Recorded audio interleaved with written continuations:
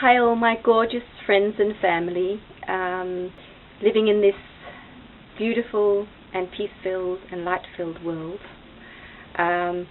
This little video is going to be about spiritual awakening, and I'll just move away from the little flower.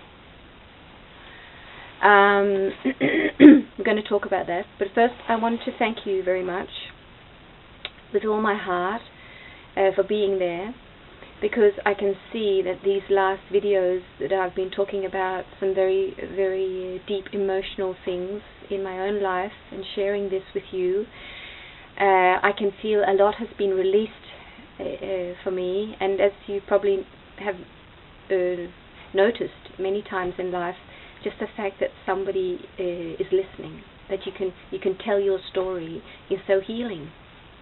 And you might not need any suggestions, just the fact that you can tell the story. I can feel that has been very, very powerful for me, because I've had some frustrations in my life that have been there for a long, long time, and I've found it hard to figure out why it was so difficult. And it like you know how in the old record players, the old track, it was in the same track all the time, and it just didn't move. Now I can see so much more clearly what has been going on in my life and why things were as they were. So thank you, all of you, and also thank you for responding, and every response there is so filled with love and compassion and honesty and openness, and I just am so grateful. So thank you, all of you. So today we're going to talk about spiritual awakening, and let me and that's what I can say. The reason why I can see now why I've been in so much frustration is that I have been spiritually awakening for a while, and that's part of it, or that is it. So that's what we're going to talk about today, and I will hurry up to say, which you probably can guess, but I will say it, that if you are awakening spiritually, or you have awakened spiritually, you're no better than anyone else. So, and that is really the way to know whether you've spiritually awakened, is that you know deep down that you're no better than anyone else. No matter how wise you have become, you will never be more valuable than anyone. So this is not about being better, but it's just that some of us have awakened spiritually, and it is challenging. It's very challenging. But as Eckhart Tolle says in his book, which I'm reading at the moment, it's more challenging for the others. But the thing is, many more people are not awakened, so they are the majority. They are the normal. And we who have awakened and are awakening, because it's a process for most of us, who are in the process of awakening, feel very lonely. It's very, very lonely, unless you have someone near you who have awakened too, and then you can share this with. But many of us are very alone, and that's been one of my big things. So anyway, let's talk about what it is to awaken spiritually, how you know that you're awakening spiritually. And yeah, so the first thing you get to notice is that well, of course there's lots of pain if you're in your life and you start searching and so on, but whatever you do, whether you become a religious person or not religious, whether you believe, whatever you believe, you get the feeling, I've come home, I've arrived, I'm safe. Like you've been on a really stormy, very, very difficult ocean for maybe a long time, and you reach the shore. You just more or less float into the shore, just your naked body, and you just lie there on the beach, and the sun's beaming down, and the waters are completely still, and you just go, wow, I made it. I'm home. So you have this deep inner peace that never leaves you. You can drift away from it and have it more sometimes than others, but it's always there. It never leaves you. You're always peaceful deep down, and you feel safe. And it's just so good. I love it. I love it. I love it. And then you get to know, of course, that you're fine, that you are okay, and you've always been okay. Yeah, I mean, you're beautiful. You get to know that, with all your faults and weaknesses and hard days and good days and whatever happens in your life. You know that you're beautiful, that you are special. And the most beautiful thing is, as I mentioned, you see that everyone is. No one is more special than anyone else. They might, in the newspapers or whatever, wherever, look more special, but they aren't. It doesn't exist. So the whole competition thing of, oh, let me look better than her, let me be slimmer than her, or he's stronger than me, whatever, it's over. It's completely over, because it's not interesting anymore. It's a lie. So, and of course you feel joyful. I mean, feeling that you've come home and that you're beautiful, you feel joyful, and it's easy to laugh. And you might not feel you have anything to be joyful about. It's not so interesting. Or you're not looking for something to be joyful about. You just feel joyful. And obviously you do. When you feel you're at home and you're safe and you're beautiful, you're happy. So, and of course all these things I'm mentioning, they can be stronger some days than others. You're alive and you're human, and it's not a stagnant thing. It's just, but you know that if you drift away, you just have to come back. Just like you found something, you have a home, and you can always go home. It's just a matter of your own will. I'll go back now. I'll go back onto my track, into my home, where I know I'm safe, and that is to just be connected, just be in your spirit. That's really what you're in your spirit. So sometimes you will drift off. And of course, you know you're never alone, and you have lonely spells where you think, oh, if only I knew some more people who I could talk to and who understand me. And that is hard, but you know that you are not alone. And it's an illusion, because you can't be alone, because you're a part of the whole. And so and you know that everything is connected. So you're just a little part of something very, very, I mean, of it all. You are a little being in this huge being, and that everything is working together. And there's many things, but that goodness and love is the essence of everything. So the light is God, you can call it God, is the power of everything, is what gives nourishment to everything, has created everything.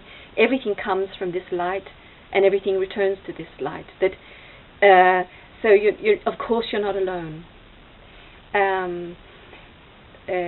And of course this means that everything that happens in your life is part of the greater order. So nothing happens coincidentally. It doesn't exist. Everything is connected, and everything is working together. And the more you stay in your light, you can feel, and that's where we get to now, you feel you have a mission. You feel there's something, you're a little piece in a big jigsaw puzzle, and if that piece is not there, it's not right. And you have a function. There's something that you are here to do. And you don't feel it as a burden, you feel it as a huge gift.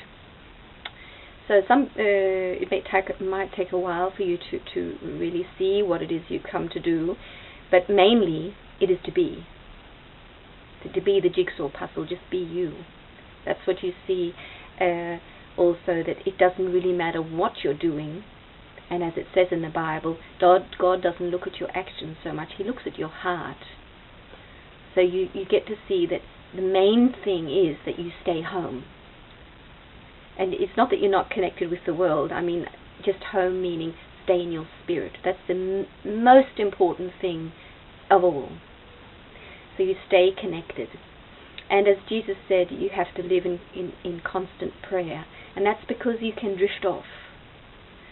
I think once you have awakened, you can't go back. I mean, you can't step backwards, but you can drift away from it.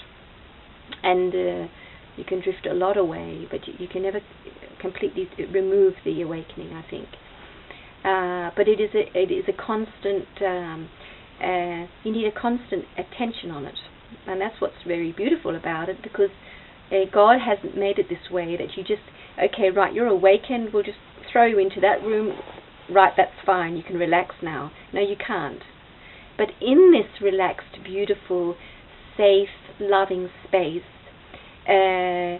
which you are in, you just know that you have to be attentive. You have to be aware all the time, because that is life, and you are life. And if you are not attentive, if you don't pay attention, you're not connected to God, because God is attention, God is awareness.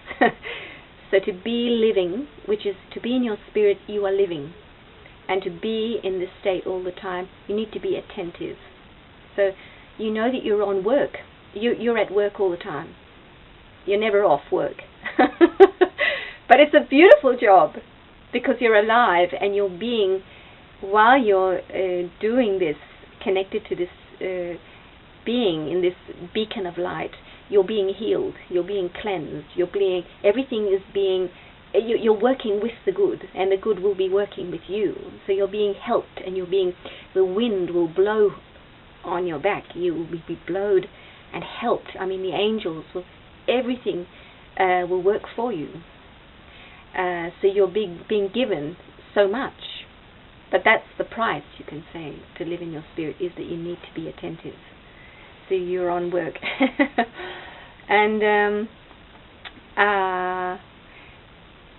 yeah, I got to say most of the things I want to say. Of course, you embrace life and you flow with life. I've mentioned that, because life is a gift to you, and it's always telling you something. So you flow with it, and you realize and learn that if you don't flow with life, if you don't embrace life as it is, you suffer. And you don't want to suffer. Who wants to suffer? So you know that pain comes when you work against life. So that's also being in the spirit. And I'll end off saying honesty becomes who you are. And that's the challenge that you meet with the people who are not awakened. They can't understand why you suddenly change. And you do change a lot. And you feel with yourself, I must be me. If I am not me, I'm a liar. I'm a cheater. And it's not pure. You can't be that. You'd rather die. I mean, because you can't be a lie. You have to be you. And so the people around you who are used to you doing things in certain ways, you stop doing that. Many of the things you used to do, you don't do anymore. And it's very, very frightening for them. So we'll talk about living in the ego, because that's very interesting too.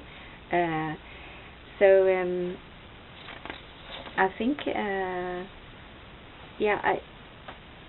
think I might just end off this because I think that was a very beautiful image I got this morning. That you can see it as a room. You have these awakened people, and you have, or awakening, and you have the ego, where we used to be, and many people are still. And you can see it as a room, and the room is full of a glass, little pieces of glass and pins and stuff on the floor that hurts you. But these pins also contain some sort of what do you call it? Something stimulating. It stimulates you, and it sort of blinds your eyes, or it's like a heroin, or some drug. It's like a drug. So you're hurting, So you've got many, many, many people around on this, walking around on these pins and needles and glass, and that they're being stimulated by this. So they don't know how painful it is. Only sometimes they realize how painful it is. And in the middle of this room, or to the one side, there's this big armchair. And the armchair is so soft and beautiful, and there's a beautiful light shining onto the armchair, and it's warm, and it's so comfortable. And when you've awakened, you've sat yourself in the armchair. You just go, woo! Life is great! Woo! That was terrible where I was before. Why didn't I see this earlier? And the people who are on all the pins, they sense there's something there, but they can't see how beautiful that chair is. It's actually quite frightening for them to see that chair. So they know there's something there, because you're always connected to, because God is in you. So the armchair is there, you know it's there, but when you're very, very far away from the Spirit, you just don't want to know about it. It's just too strange. And so you're on all these pins and needles, running around, and of course, in this state, you're not yourself, and you live in fear. And the horrible thing, I'll mention many things about living in the ego. The horrible thing is you don't know. You're blinded, as Jesus said, and you need to wake up. You don't realize you are in pain. That's how much pain you're in. And you are not yourself. You cannot live in the ego and be yourself. It doesn't exist. So you're actually living a lie. And some people are a complete lie. 100% lie. So everything they do because they have to do it, or they should do it, or somebody says they should do it, or they feel it must be the right thing to do. And they never, ever, they always have some degree of fear and unrest. And they definitely don't believe they're wonderful. And they definitely don't believe anyone else is wonderful. So it's always a matter of figuring out, what can I do to make myself feel good? Because I feel not well. I don't feel good inside. So what can I do? Can I make myself better? Can I learn some sport, or whatever it is? Have a big piece of cake. It's all very much about stimulating, and you're in stimulating yourself to feel good. And after you've had the cake, and it's so nice, the joy ends. So you have to look for new joy. Okay, I'm tired now, I'll have a rest. I feel better now. And after rest, you feel, what now? So there's an emptiness there. You don't feel full. You're always hungry. And some people, that's what I've sensed in my life, can see me in the armchair, and they go and lean on me. So they know it's there, and so they go and lean on me to sort of suck up some of the good, and then they go off on the pins and needles again. And that provokes me so much, because but some people have an enormous resistance towards spirit. They just don't want it. And some people will never be awakened. It's just, that's how it is, I think. But as Eckhart Tolle says, like if you live in a relationship, or in all your relationships, when you awaken and you're on the path and you've done it, I mean you're there and that's what your life is, people will either awaken with you or they'll leave, because they can't stand being around you. It's so horrible, because you're honest.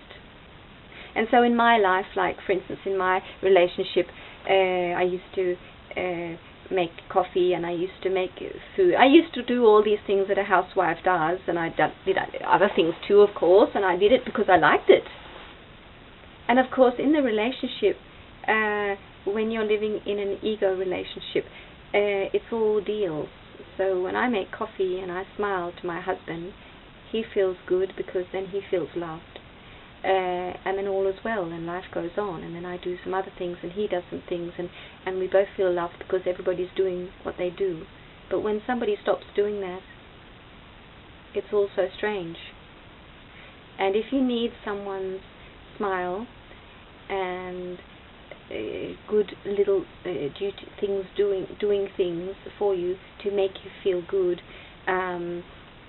you're trapped. I mean, you're lost. I mean, and so what happens when you awaken and you step away from that? Everything feels strange for the other person, and that's very much what is happening to some of the relationships I have, and some I've had to just stop because it was just so stupid and so didn't work at all. But I'll just read a few things from one of Eckhart Tolle's books about how to know when you're in your ego, so you can just check. I'll just get it.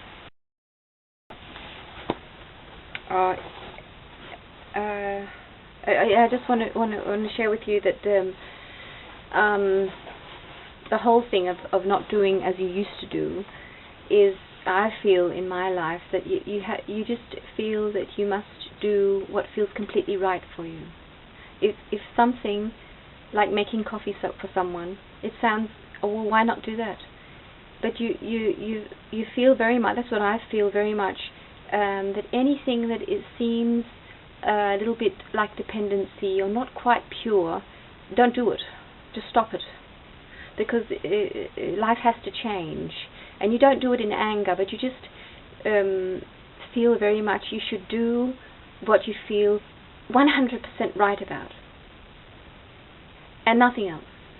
If it doesn't feel completely right for you, don't do it. So that's very much what I feel is my drive. And it takes a lot of courage, of course. And that's what's been hard for me, because often I'm banging myself on the head saying, you should be like you used to be.